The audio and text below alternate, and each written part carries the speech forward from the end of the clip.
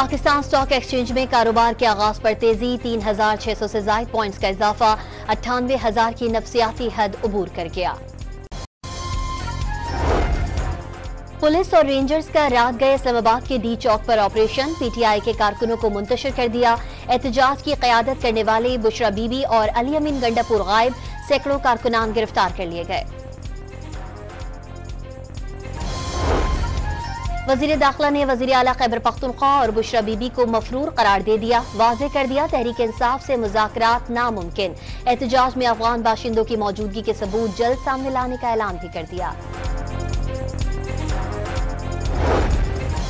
Final call miss call निकली। वजीर इत्तलात अताउल्लाह तारड़ का तंज, दावा किया अली अमीन गंडापुर दूसरी बार भी एहतजाज छोड़कर भाग निकले। तहरीक इंसाफ पर पार्लियामेंट पर कब्जे और अहम शख्सियात को निशाना बनाने की साजिश का इल्जाम।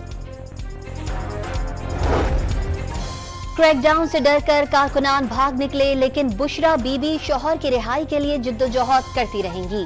बुशरा बीबी की बहन का वीडियो बयान। बुशरा बीबी और अली अमीन गंडापुर खैरियत से हैं। शेख वक्कास अकरम का ट्विटर पर पैगाम। पीटीआई हमेशा पाकिस्तान को डीरेल करने की कोशिश करती है। सिंध के वजीर इत्तलात का शर्जील मेमन का इल्जाम। वाज़ेह किया पार्टी अच्छी है मगर लीडर अच्छा नहीं। कौम को आंखें खोलने और एहतजाज का सिलसिला खत्म करने का मशवरा। लाहौर में 4 रोज बाद मोटरवे और रिंग रोड को ट्रैफिक के लिए खोल दिया गया। बस अड्डे 5वें दिन भी बंद। शहर में मामूल की सरगर्मियां जारी। वजीर आजम ने आज वफाकी काबीना का हंगामी इजलास तलब कर लिया। इस्लामाबाद में अमन व अमान और पीटीआई एहतजाज के बाइस पैदा होने वाली सूरत हाल पर गौर किया जाएगा। डेरा गाजी खान की सरहदी चौकी लखानी पर खारजी दहशतगर्दों का हमला पुलिस ने नाकाम बना दिया। 25 से 30 खारजी जान बचाकर फरार हो गए।